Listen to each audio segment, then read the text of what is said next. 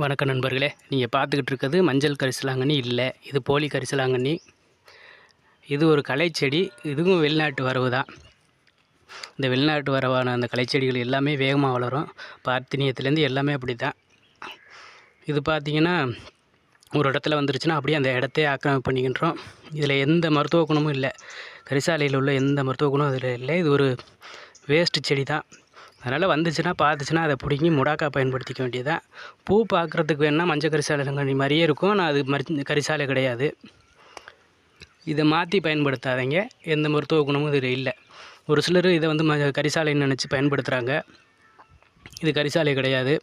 இது இலையை பார்த்தீங்கன்னாலே தெரியும், 2 சைடும் கொஞ்சம் இது இருக்குது. கரிசாலையிலே நேராக தான் இருக்கும். இது மாதிரி சூளம் டைப்பில் இது 2 சைடும் கொஞ்சம் போயிருக்கு, அந்த மாதிரி இருக்காது.